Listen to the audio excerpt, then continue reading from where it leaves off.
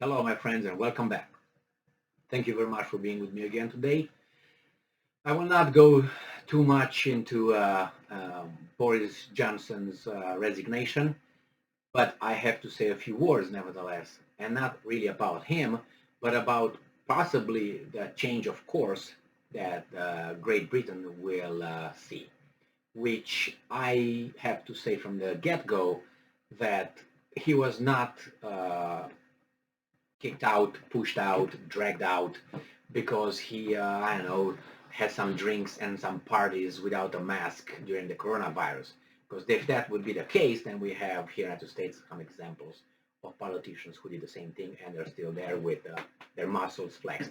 So I think that Boris Johnson, did something even worse than that, and that is Ukraine war. But let me read you a little bit uh, about the background of this debacle of Boris Johnson. So I have a few articles, obviously, that I looked into, and I picked the one from Reuters from July 7, 2022, and it says that after scandals, Boris Johnson quits as UK Prime Minister.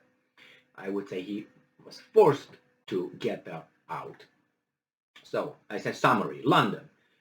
Scandal-ridden Boris Johnson announced on Thursday he would quit as British Prime Minister after he was abandoned by ministers and most of his Conservative lawmakers. For the scandals, I don't think so, but maybe it is. You Brits, my British friends, probably can tell me more about that.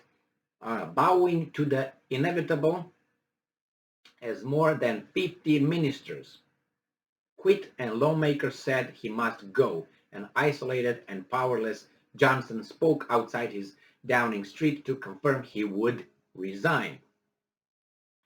Now, the Conservatives will now have to elect a new leader, a process which could take weeks or months.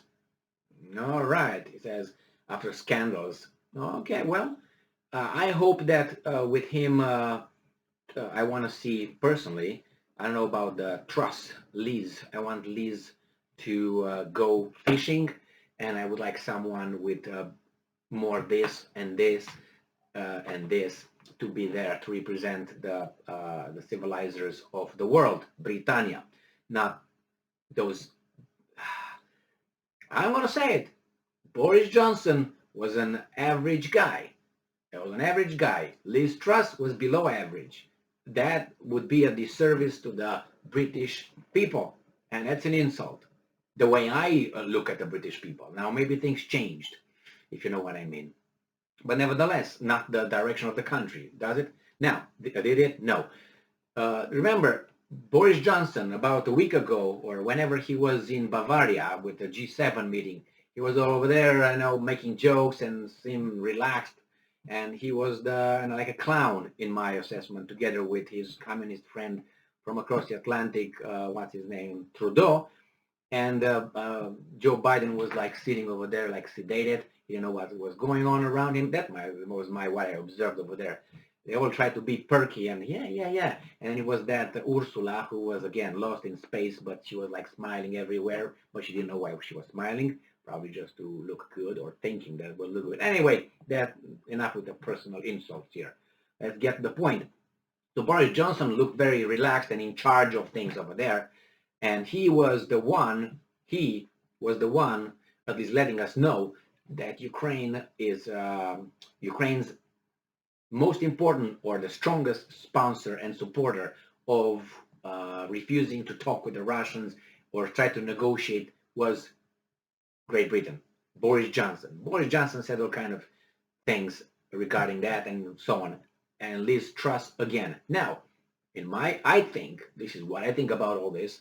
Could it be, I put it as a question, could it be that maybe the um, business interests might have pushed their politicians into withdrawing their support from this guy?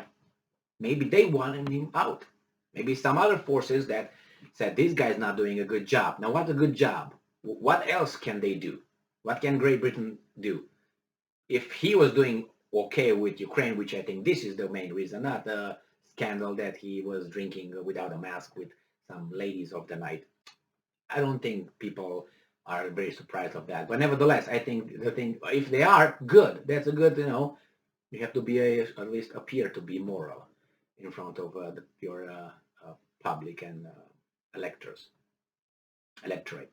So in this case, I think that I expect Great Britain not to accelerate its how do you call it, or escalate its support for Ukraine. I think they would take their support from Ukraine. This is what I foresee. Maybe he's as was President Putin, former President um, Trump. Maybe he was a Russian asset. We might find that later. Now the Russians say, "Hey, Mr. Boris Johnson, you ran your course. You didn't do what, or you did what you were supposed to up to here. Now someone else takes it over, so it doesn't look too obvious that you're all the way in our direction." I don't know. I'm just kidding with this one, but not. We'll find out. This could be and then he said weeks and months. Now, if weeks and months, this guy on his way out, he can just, you know what I mean? He can do that.